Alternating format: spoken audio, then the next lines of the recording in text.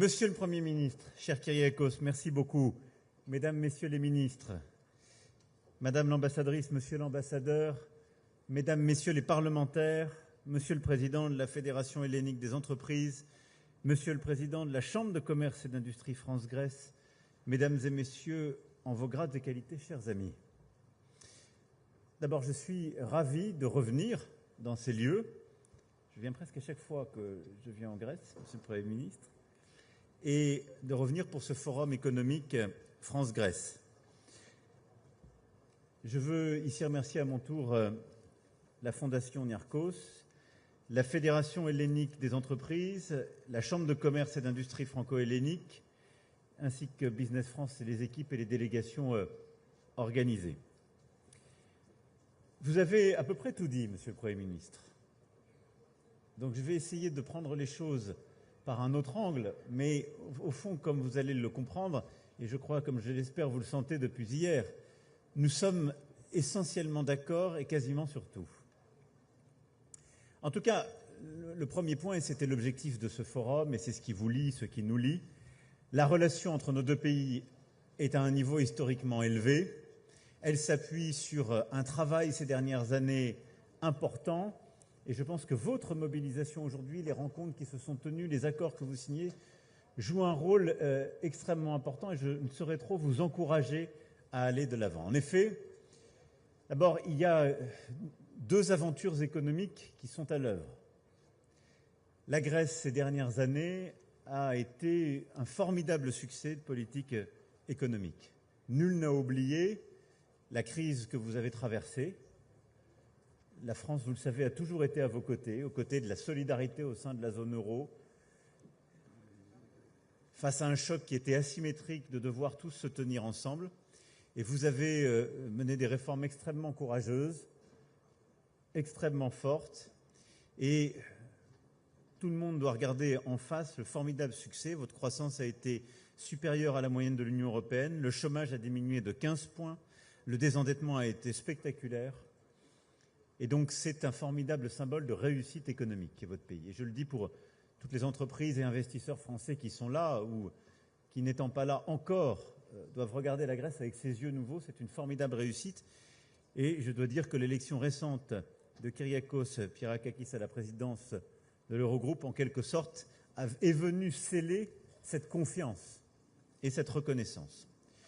De notre côté, vous avez eu la gentillesse de rappeler, Monsieur le Premier ministre, la résilience de l'économie française, mais le fait que nous avons concentré notre politique ces dernières années sur la baisse du chômage, la création d'activités, 2 millions d'emplois marchands créés, la réindustrialisation qui, malgré le contexte difficile, produit ses résultats, et l'innovation et l'attractivité. La France est le pays le plus attractif d'Europe depuis 6 ans sans discontinuer, et le pays qui crée le plus de start-up et parvient à les faire le plus croître. En même temps que nous restons un hub d'énergie décarbonée, et cette stratégie d'ailleurs nous lie aussi, nous l'avons bien vu parmi les accords signés aujourd'hui. Et donc tout ça doit nous faire regarder l'un l'autre avec des yeux un peu différents, peut-être des histoires habituellement racontées, et renforcer les relations bilatérales. Alors, je le disais, elles n'ont jamais été aussi élevées, à la fois en termes de biens comme de services et d'investissements. Et ce qui a été signé ces dernières heures ou ces derniers jours vient évidemment le densifier. Il y a plus de 200 entreprises françaises qui comptent près de 17 000 salariés implantées en Grèce. Les investissements en Grèce sont en constante augmentation depuis une décennie, jusqu'à atteindre un peu plus de 2 milliards d'euros. Et ce qui a été signé par ces dernières années, Naval Group, Dassault, MBDA ce matin en matière de défense, en matière d'intelligence artificielle par Mistral AI, ce que nous avons fait dans les infrastructures et infrastructures numériques, l'infrastructure Meridiam a investi, les énergies renouvelables avec l'investissement d'Accio dans les parcs éoliens, les services financiers avec Euronext et la bourse d'Athènes, tout ça vient en quelque sorte scander ce parcours. Néanmoins, je veux le dire ici aux entreprises qui sont là et aux investisseurs, très clairement, nous ne sommes pas au niveau d'investissement et d'échange qu'on devrait avoir compte tenu de l'amitié qu'il y a entre nous et des histoires économiques que nous avons écrites ces dernières années. Quand je regarde le stock, le niveau, on doit faire et on peut faire beaucoup mieux. Et donc, il faut vraiment que vous continuiez de multiplier ces rendez-vous, de convaincre d'autres partenaires. Mais je suis vraiment convaincu qu'on peut faire et qu'on doit faire encore davantage. Quand je regarde aujourd'hui le niveau des investissements français en Grèce, il n'est pas du tout au niveau qu'il devrait atteindre. Quand je regarde le niveau d'investissement des grandes entreprises et investisseurs grecs en France, c'est la même chose. Alors, pourquoi faire plus? D'abord parce que, je viens de le dire, nous avons une histoire économique récente qui doit redonner confiance aux investisseurs et aux acteurs économiques des deux côtés. Ensuite, parce que nous avons des intérêts stratégiques qui nous rapprochent. Et c'est plus fort que tout dans un moment où, à coup sûr, la géopolitique a repris le dessus sur l'économie et la géoéconomie. Le Premier ministre l'a parfaitement rappelé. Nous avons en 2021 signé ce partenariat stratégique. On ne l'a pas simplement reconduit aujourd'hui, on l'a renforcé dans tous les domaines du jeu.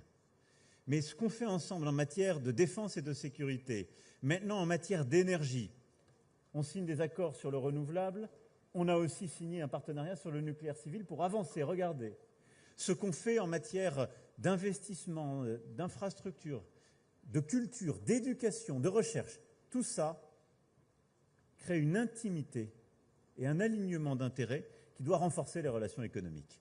Et donc les entrepreneurs et investisseurs que vous êtes doivent regarder la relation entre nos deux pays comme une relation qui est aujourd'hui clé parce que nous avons la même lecture en quelque sorte de la dynamique géopolitique. La sécurité de la Grèce est clé pour la France et réciproquement. Nous avons une politique très affinitaire au Proche et Moyen-Orient. Nous avons la même volonté de défendre la paix et la stabilité sur le continent européen et la même conscience que nous devons renforcer la sécurité de notre Europe. Ceci est une deuxième raison d'investir. La troisième, c'est que quand je regarde un peu le monde, on voit bien ces désordres. Nous avons les guerres, les déstabilisations, mais on a aujourd'hui une confrontation qui est en train de monter entre les deux grandes puissances. Les États-Unis d'un côté, avec lesquels nous gardons des liens privilégiés au sein de l'OTAN par notre histoire, nos valeurs, les liens économiques qui nous lient. Et de l'autre côté, la Chine, avec lesquels aussi d'ailleurs nos deux pays ont des relations très fortes et qui aujourd'hui a des véritables solutions technologiques, économiques, mais est dans une logique de surcapacité qui vient nous bousculer. Ces deux puissances sont en train de rentrer, qu'on le veuille ou non, et sont rentrées depuis plusieurs années, dans une confrontation géoéconomique et géopolitique. C'est d'ailleurs cette confrontation qui fait que les États-Unis, depuis 15 ans, se détournent progressivement de notre Europe. C'est aussi cela qui fait monter les tensions un peu partout. Face à ça, je crois pouvoir dire que nos deux pays ont le même pragmatisme. C'est-à-dire que nous défendons une vision qui n'est absolument pas confrontationnelle, ni avec la Chine, ni avec les États-Unis, mais qui veut renforcer l'indépendance de l'Europe, l'indépendance de nos pays et l'indépendance de notre continent. C'est le cœur de notre stratégie, en matière de défense, en matière de technologie, en matière de finance. Et dans le même temps, nous voulons aussi bâtir des partenariats nouveaux avec d'autres pays. Et en quelque sorte, nous croyons à ce que j'avais appelé il y a quelques mois une coalition des indépendants qui, du Pacifique allant jusqu'au Canada, crée une forme de diagonale des économies et en particulier des démocraties qui ne veulent pas dépendre. Et dans ce cadre-là, la France et la Grèce ont un positionnement tout à fait singulier. Et nous avons un positionnement, je crois pouvoir le dire, central dans ce grand projet qui s'appelle IMEC. Gérard qui est là et qui porte ce projet, ce secrétariat pour la France. Mais dans le cadre du G20 indien, nous avions lancé ce projet d'aller de l'Inde à la Méditerranée. C'est un projet qui relie cette immense démocratie émergente qu'est l'Inde, en passant par les pays du Golfe, traversant la Méditerranée et allant jusqu'à Marseille. Ce projet nous lie, mais il est porteur, il est en quelque sorte le cœur de développement de cette coalition des indépendants. Mais c'est un projet qui relie énormément de projets, énormément d'investissements potentiels en matière de défense et de sécurité, en matière de connexion, évidemment transport maritime, mais également d'énergie, de données, de numérique, et qui va nous permettre dans les années à venir de structurer des partenariats nouveaux, de lancer des investissements massifs et de lier véritablement nos deux pays encore davantage, parce que nous serons moteurs dans le développement et dans le déploiement de l'IMEC. Et puis le tout dernier point que je voulais faire, je viens de le dire, c'est aussi que nous avons la même stratégie, la même vision de ce que doit être cette Europe plus indépendante, plus souveraine en matière économique. Et je crois que pour vous, c'est important de le comprendre, de le mesurer et en quelque sorte de le fertiliser par vos choix, vos investissements, vos partenariats. La conviction que nous portons avec M. le Premier ministre, il vient de l'exprimer, elle est au fond simple et claire. Si on veut une Europe qui ne dépend pas, qui continue d'aller de l'avant, qui bâtit ses propres solutions, qui sait se défendre, qui sait innover, qui sait créer des emplois industriels, mais aussi agricoles, technologiques, et qui, pour nos enfants, bâtit des solutions pleinement souveraines, c'est-à-dire européennes. Quelle est la stratégie? Première chose, nous devons simplifier, être plus compétitifs. Aucune chance d'avoir des solutions européennes si on est 2 fois plus cher que les voisins. Aucune chance si on est 2 fois plus lent. Et donc, l'agenda de simplification que nous menons dans nos 2 pays, mais que nous menons aussi au niveau européen, avec ces textes européens qu'on est en train de faire pour enlever des réglementations devenues caduques ou excessives, avec ce que nous sommes en train de faire pour le 28e régime, pour les entrepreneurs, avec ce que nous sommes en train de faire pour approfondir ce qu'on appelle le marché unique, c'est-à-dire réduire les barrières et aller plus vite, est clé. Et à cet égard, nous avons montré l'exemple avec une des grandes simplifications qui est le marché des capitaux, de l'investissement. Et ce qui a été fait entre la Bourse d'Athènes et Euronext, c'est une réalisation très concrète de ce chemin qu'on veut faire et qu'on veut mener à l'échelle de toute l'Europe. Le deuxième élément, c'est de protéger. Ce n'est pas un gros mot, mais c'est que les entrepreneurs que vous êtes, vous savez très bien, chaque jour. Notre Europe aujourd'hui, elle est très compétitive, mais elle doit l'être davantage. Elle est très ouverte et parfois elle est beaucoup plus ouverte que les voisins. Et quand vous avez des Américains qui nous mettent des tarifs, quand vous avez des Chinois qui sursubventionnent certains secteurs, qui viennent d'ailleurs littéralement percuter le secteur de la machine-outil ou de l'automobile en Europe, parce qu'ils font du dumping, qui viennent monopoliser le secteur des minerais critiques et des terres rares et créer des dépendances dans beaucoup de vos secteurs d'activité, on ne peut pas rester inerte et dire non, non, nous on va être les derniers au monde à respecter les règles de l'Organisation mondiale du commerce. Parce que le résultat de tout ça, ce sera la désindustrialisation européenne. Donc on doit protéger par des clauses de sauvegarde, des clauses miroirs, la protection de certains secteurs stratégiques et une préférence européenne qui est clé, qui consiste à dire dans certains secteurs, on doit protéger la chaîne de valeur européenne. C'est fondamental. Et c'est à faire maintenant. Troisième élément, c'est de continuer de nous diversifier. On ne doit pas dépendre d'un seul. Et c'est au cœur de notre ADN. Nous sommes deux grandes puissances maritimes.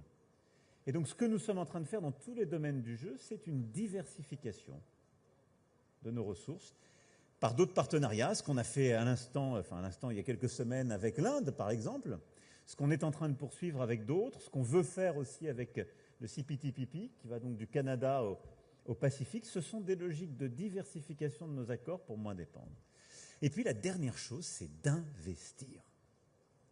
Et ça, c'est fondamental, et je terminerai sur ce point, c'est au cœur de notre stratégie à l'un et à l'autre, et ça doit vous pousser à aller encore plus vite et faire davantage. Notre Europe a besoin de plus d'investissements publics et privés. Et dans nos 2 pays qui sont beaucoup plus attractifs qu'il y a 10 ans, avec un chemin très différent, nous devons mobiliser davantage d'investissements privés et les attirer chez nous, mais on doit aussi réussir à mobiliser plus d'investissements publics européens. Et c'est au cœur de ce qu'on va faire ensemble. L'investissement privé, c'est simple. C'est cette union des marchés de capitaux, fondamentale. C'est une logique d'attractivité des capitaux étrangers pour fertiliser nos stratégies. Et puis l'argent public, c'est celui qu'on doit mobiliser au niveau européen. Et nous avons, avec le Premier ministre, la même vision des choses. On a besoin d'un budget européen beaucoup plus ambitieux, qui continue de défendre nos politiques de cohésion, notre agriculture, mais qui porte dans les domaines que vous avez évoqués aujourd'hui une volonté d'investissement massive en matière d'énergie, renouvelable et nucléaire, dont notre Europe a besoin, en matière de défense et de sécurité, dans tous les domaines du jeu, et en matière de rupture technologique, en particulier dans l'intelligence artificielle, le quantique et l'espace. La bataille se joue maintenant. Il y a une accélération comme rarement dans tous ces domaines du jeu. Cette accélération suppose des investissements massifs en termes d'innovation. Aujourd'hui, notre Europe investit beaucoup moins et beaucoup moins vite, et que la Chine et que les États-Unis d'Amérique. À chaque fois que nous sommes plus lents, que nous investissons moins massivement, nous perdons des opportunités. C'est pourquoi nous allons défendre l'un et l'autre un budget européen ambitieux en la matière, mais qui vient compléter cette stratégie complète que je viens de présenter. Simplification, accélération, protection, diversification, pour que notre Europe puisse aller chercher l'argent pertinent sur les marchés, avoir des ressources propres nouvelles pour pouvoir porter cette ambition.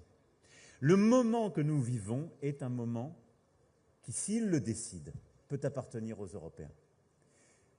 Parce que nous avons justement la capacité d'être cette plateforme qui agrégera autour d'elle les démocraties et les émergents qui ne veulent pas dépendre des 2 premières économies mondiales ou être les victimes de leur confrontation. Cette position, c'est celle à laquelle nous croyons. C'est celle, en quelque sorte, que nous avons commencé à inventer par le partenariat stratégique franco-grec. C'est exactement ce qu'on a fait en matière de défense et de sécurité et qui est en train d'inspirer le reste de l'Europe. C'est celle que nous devons promouvoir. Et donc, je voudrais que par notre présence, en vous félicitant de ce forum, en regardant avec beaucoup de satisfaction la dynamique de la relation bilatérale, je voudrais vous convaincre qu'on doit réussir à faire 2, 3, 4 fois plus dans les années qui viennent, entre nos 2 pays et au niveau européen. Parce qu'au fond, notre seul défaut à nous, Européens, c'est qu'on a en quelque sorte, pardonné cette référence quelque peu française, mais on a fini par mal comprendre ce qu'était le doute cartésien. C'est un doute méthodique, ça n'est pas le doute de soi. Nous, Européens, nous doutons trop de nous-mêmes. Pour les Français, quand on vient en Grèce, c'est formidable, on retrouve de l'estime de soi parce que vous nous aimez. Venez en France, vous retrouverez de l'estime de vous-même parce que vous y êtes aimés. Mais nous, Européens, apprenons à nous aimer nous-mêmes et à avoir confiance en nous, beaucoup plus qu'on ne le fait aujourd'hui, parce que nous avons dans nos mains des tas d'atouts. Alors ayons en quelque sorte avec nous-mêmes la bienveillance et l'amitié que nous avons l'un envers l'autre. Parce que c'est ça ce qui nous permet d'aller de l'avant. Regardez comment les Indiens, les Canadiens, les Singapouriens, les Africains, les Latino-Américains nous regardent, nous, Européens, comme des gens qui respectent l'état de droit, comme des gens qui respectent l'ordre international, comme des grandes civilisations qui en même temps croient dans l'innovation, qui ne croient pas dans l'hégémonie de quelques-uns, mais dans le respect à l'égard de tous, et qui continuent d'innover. Cette plateforme est extraordinaire pour continuer, non pas de conquérir le monde, mais de croître, de bâtir du progrès, en ayant une certaine vision du monde qui est la nôtre, respectueuse, équilibrée. Alors croyons en nous et continuons d'aller de l'avant. Mais merci infiniment d'être là, toutes et tous, et vive l'amitié entre la Grèce et la France.